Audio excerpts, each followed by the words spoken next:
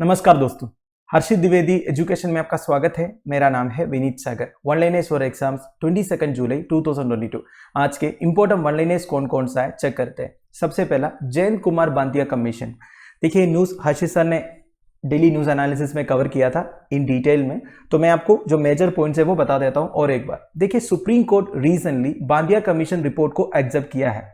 तो Maharashtra state election commission को अगला जो लोकल बॉडी इलेक्शन से इस रिपोर्ट के आधार पर बनाना है। तो बेसिकली पॉलिटिकल रिजर्वेशन दिया जाएगा for candidates belonging to other backward classes in the local bodies. तो लोकल बॉडी इलेक्शंस में, लोकल बॉडी इलेक्शंस मतलब क्या है दोस्तों, जो पंचायत, म्युनिसिपैलिटी, कॉर्पोरेशन में जो इलेक्शंस होता है, लोकल सेल्फ गवर्नमेंट आप जिन्हें बोलते हैं, तो उसमें ओबीसी कैंडिडेट्स को 27% रिजर्वेशन मिल जाएगा। ठीक है, अब कुछ कॉन्स्टिट्यूशनल आर्टिकल्स भी डिस्कस कर लेते हैं। Article 340 deals with the need to inter alia identify those socially and educationally backward classes। देखिए आर्टिकल 340 ऑफ द कॉन्स्टिट्यूशन में ये लिखा है दोस्तों, socially and educationally backward classes के जो प्रॉब्लम्स है उन्हें समझना है, उनकी डिफिकल्टीज को दूर करने के लिए रिकमेंडेशंस देना चाहिए। तो ये सब आर्टिकल 340 में लिखा हुआ है।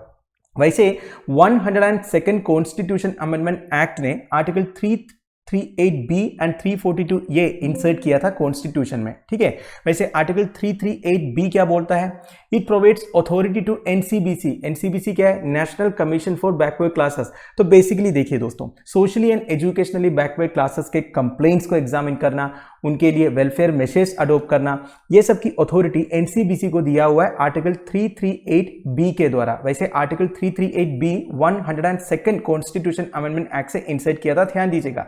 फिर आर्टिकल 342 ये क्या कहता है? ये प्रेसिडेंट को एम्पावर करता है दोस्तों to specify socially and educationally backward classes in various states and union territories.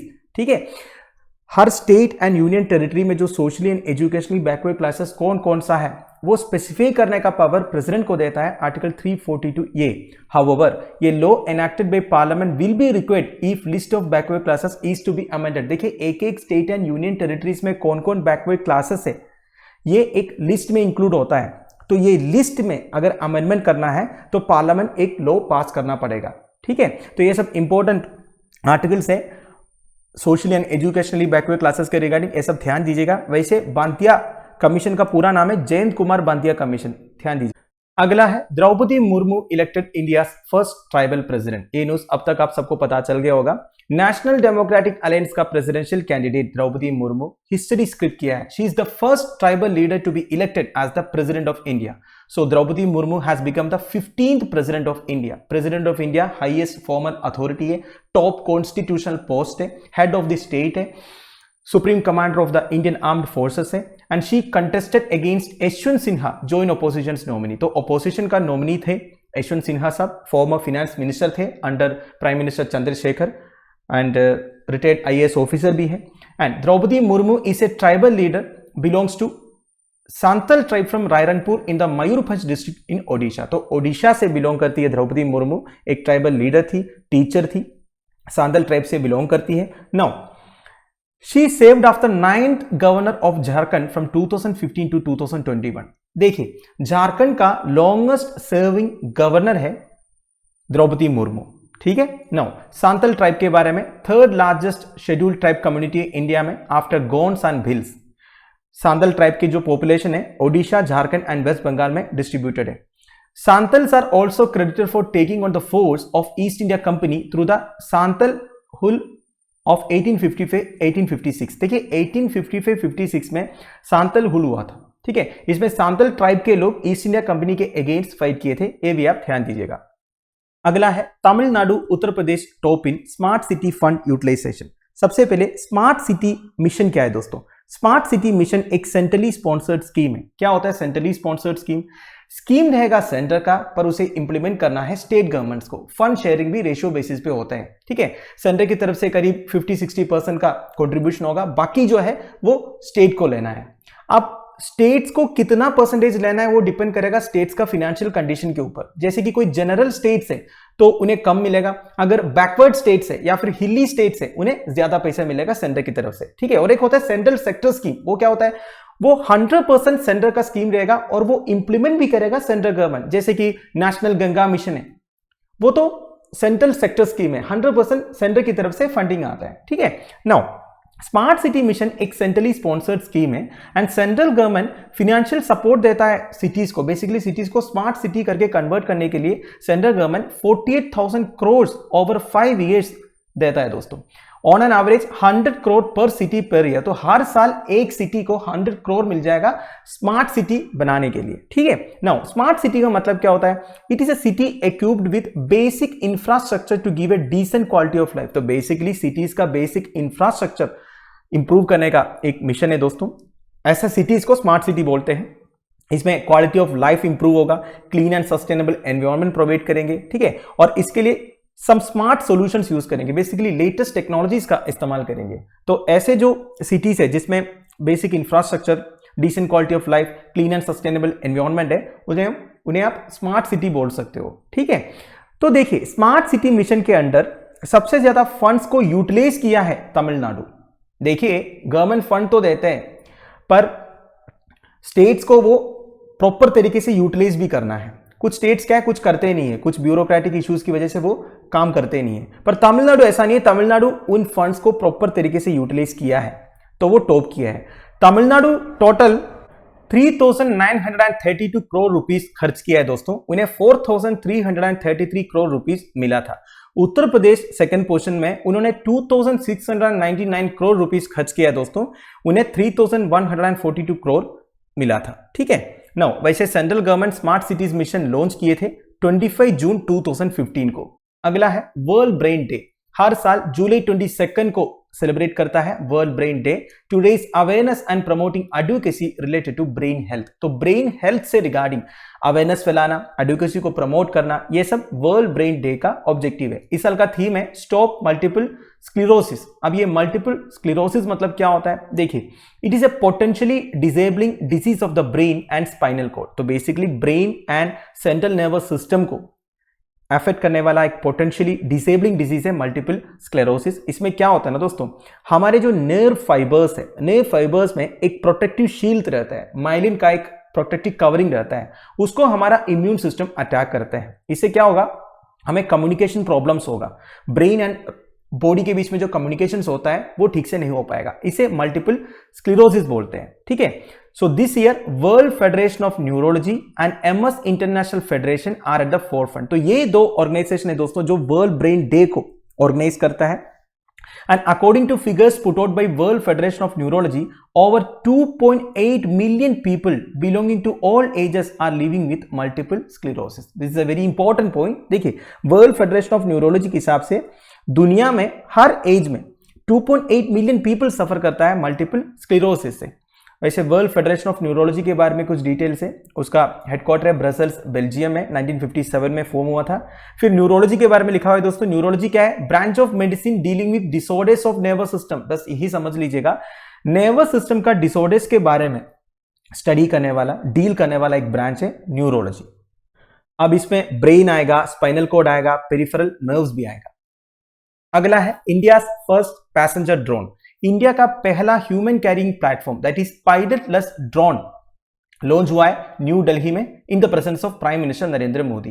तो ये पायलटलेस ड्रोन का नाम है दोस्तों वरुणा। ये इंडिजिनियसली डेवलप्ड है बाय सागर डिफेंस इंजीनियरिंग। ठीक है, ध्यान दीजिएगा। नाउ इसमें एक पर्सन ट्रैवल कर सकता है। बेसिकली देखिए बस बैठना है दोस्तों, उन्हें कुछ कंट्रोल नहीं करना है, पायलटलेस है, अपने आप इसका कंट्रोलिंग हो जाएगा, बेसिकली ग्राउंड से कंट्रोल कर सकता है। ठीक है, नाउ यूनियन गवर्नमेंट सितंबर 15 को अप्रूव किया था production linked incentive scheme for drones and drone components with N allocation of 120 crore spread over 3 financial years. देखिए ड्रोन सेक्टर में भी union government production linked incentive scheme approve किया था। क्या है production linked incentive scheme? Basically production के साथ साथ इंसेंटिव दिया जाएगा। इसके बारे में डिटेल्ड वीडियो अवेलेबल है चैनल में, आप हर्षित द्विवेदी नाम के साथ सर्च कर सकते हो, काफी इंफॉर्मेटिव वीडियोस है। Now Indian government has chosen drones to help achieve its ambition of creating a comprehensive e-property ledger। देखिए गवर्नमेंट ऑफ इंडिया एक कॉम्प्रहेंसिव ई प्रॉपर्टी लेडजर बनाना चाहता है। ई प्रॉपर्टी लेडजर मतलब जितने प्रॉपर्टीज है ना उसके बारे में सब डिटेल्स एक डाटाबेस में स्टोर करना चाहता है। इसके लिए गवर्नमेंट एक स्कीम भी लॉन्च किया था स्वामित्वा करके। इसका फुल फॉर्म है survey of villages and mapping with improvised technology in village areas. ये अप्रैल 2020 में लॉन्च किया था। वैसे स्वामित्वा को इंप्लीमेंट करने में ये जो ड्रोन्स है ये काम आएगा, ड्रोन से पूरा सर्वे वगैरह हो सकता है। अगला है ISRO sets new deadlines for important missions including Gaganyaan. देखिए पार्लियामेंट में union minister in the department of space doctor Jitendra Singh साहब एक रिप्लाई दिया है ISRO के रिगार्डिंग, ISRO के मिशंस के रिगार्डिंग।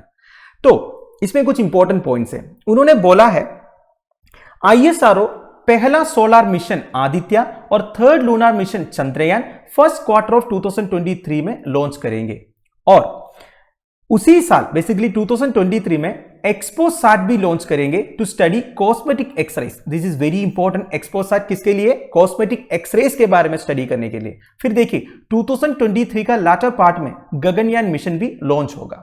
ठीक है। नाउ उन्होंने ये भी बोला है स्पेस डॉकिंग एक्सपेरिमेंट कंडक्ट किया जाएगा ISRO की तरफ से 2024 में। क्या होता है space docking? It is a process of joining together two spacecraft that were separately launched. मतलब देखिए अलग अलग लॉन्चर्स में स्पेसक्राफ्ट को लॉन्च करेंगे, फिर स्पेस में जाके उन्हें एक साथ करेंगे। इसे स्पेस डॉकिंग बोलता है। देखिए स्पेस स्टेशन बनाने में स्पेस डॉकिंग वाला जो प्रोसेस है वो यूज होता है। जैसे कि चाइना अभी एक स्पेस स्टेशन बना रहा है, नाम मैं भूल गया, आप कमेंट बॉक्स में बता दीजिएगा। अब वो स्पेस स्टेशन तो बहुत बड़ा है, एक ही लॉन्च में सब कुछ कंप्लीट नहीं होगा, तो अलग अलग लॉन्चर्स में एक एक पार्ट्स लेके जाता है और स्पेस में उन्हें एक साथ करता है, उसे स्पेस डॉकिंग बोलते हैं। ठीक है। वैसे इंटरनेशनल स्पेस स्टेशन के बारे में आपको पता होगा दोस्तों, उसके बारे में भी वीडियोस अवेलेबल है चैनल में। 5 स्पेस एजेंसीज मिलकर इंटरनेशनल स्पेस स्टेशन को मैनेज करता है। वो 5 कंट्रीज कौन कौन सा है? If I am not wrong, NASA है, यूरोपियन स्पेस एजेंसी है, फिर जापान का स्पेस एजेंसी है, कनाडा का स्पेस एजेंसी है, फिर एक है दोस्तों वो कौन सा मैं भूल गया, आप मुझे कमेंट बॉक्स में बता दीजिएगा। ठीक है। फिर as per the minister, first Gaganyaan mission will be undertaken in the latter part of 2022. It will be Gaganyaaan's first abort demonstration mission. देखिए 2018 में ISRO एक पैड अबोर्ट टेस्ट कंडक्ट कराया था। ये क्या है पैड अबोर्ट टेस्ट? जिसमें astronauts emergency में स्पेसक्राफ्ट से एस्केप कर सकता है। ठीक है, यह है पैड अबोर्ट टेस्ट। तो वैसे गगनयान मिशन भी latter part of 2022 या फिर फर्स्ट पार्ट ऑफ 2023 में लॉन्च होगा। अगला है ट्विटर डिप्लोमेसी। देखिए आजकल बहुत न्यूज आता है दोस्तों डिप्लोमेसी से रिगार्डिंग या फिर हैशटैग डिप्लोमेसी से रिगार्डिंग। ये बेसिकली है Twitter diplomacy. This is the use of social media website Twitters by head of state, leaders of intergovernmental organizations and their diplomats to conduct diplomatic outreach and public diplomacy. देखिए आजकल आपको तो पता ही है दोस्तों, जो हेड्स ऑफ द गवर्नमेंट है या फिर लीडर्स ऑफ इंटरगवर्नमेंटल ऑर्गेनाइजेशन है लाइक SCO हो गया, ब्रिक्स हो गया, वो सब ट्विटर यूज करते हैं इंपॉर्टेंट अनाउंसमेंट्स के लिए। तो बायलैटरल रिलेशंस का एक इंपॉर्टेंट पार्ट बन गया है ये जो ट्विटर डिप्लोमेसी। इसे डिप्लोमेसी भी बोलते हैं, ध्यान दीजिएगा, आपसे एग्जामिनेशन में क्वेश्चन पूछ सकता है। बस आप यही समझ लीजिएगा ट्विटर के थ्रू जब diplomatic outreach and public diplomacy करते हैं इसे आप डिप्लोमेसी या फिर हैशटैग डिप्लोमेसी बोल। अगला है एन्यूरिज्म।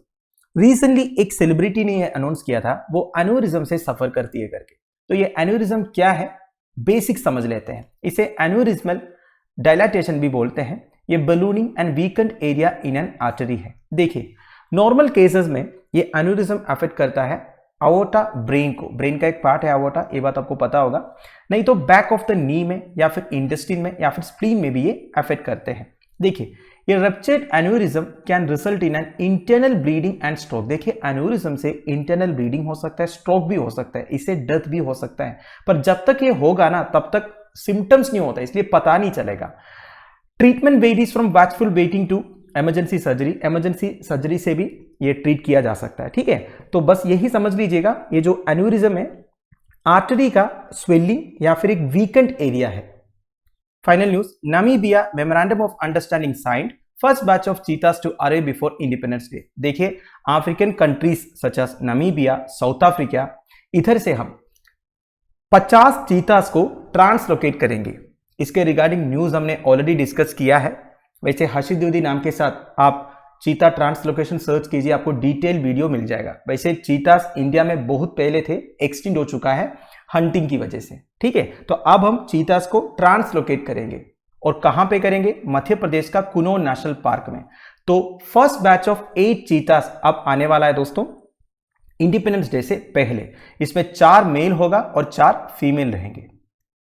तो दोस्तों दैट्स इट। आई होप आपको वीडियो इन्फॉर्मेटिव लगा होगा। लेक्चर की पीडीएफ एज यूजुअल आपको टेलीग्राम चैनल में मिल जाएगा, जिसका लिंक नीचे डिस्क्रिप्शन बॉक्स में प्रोवाइडेड है। अगर आपको वीडियो यूजफुल लगे तो दोस्तों के साथ इस वीडियो को शेयर कीजिएगा और एंगेजमेंट बढ़ा दीजिएगा। Thank you for watching. Bye bye, have a nice day.